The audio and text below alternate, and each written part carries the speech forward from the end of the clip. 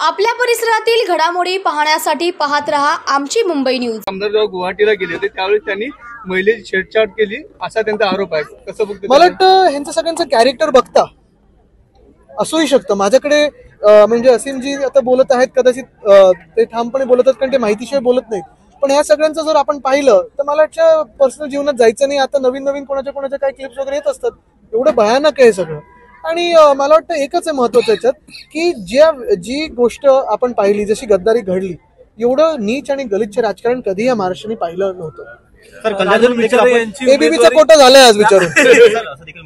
मी संपूर्ण महाराष्ट्रातून प्रत्येक सीटवर उभा राहणार आहे, कारण प्रत्येक महाराष्ट्र हिताचा माणूस म्हणजेच मी ज्यांच्या सोबत काम करत आहे। आपण पाहत असाल, नाही थांब, मी हेच पाहत आहे की महाराष्ट्र म्हणजे आम्ही सगळे तरुणांचा महाराष्ट्र आणि मी लढत आहोत त्याच्यासाठीच। नोकरभरतीचा विषय आहे, आपण पाहतोय उद्योग इकडून निघत जात आहेत आणि ह्याच विषयांवर आम्ही लढत आहोत।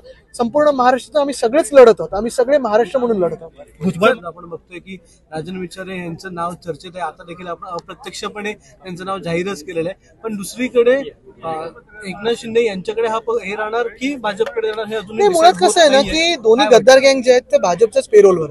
आता आपण पाहत असाल की मुळात ते भाजपच्या वरती जाऊन काही बोलू शकतील का, हा एक प्रश्न आहे। दुसरं म्हणजे 32-12-4 वगैरे असं काही एक, कधीतरी ते बोलतात 45 सीट आम्ही जिंकू, कधीतरी अमुक सीट जिंकू।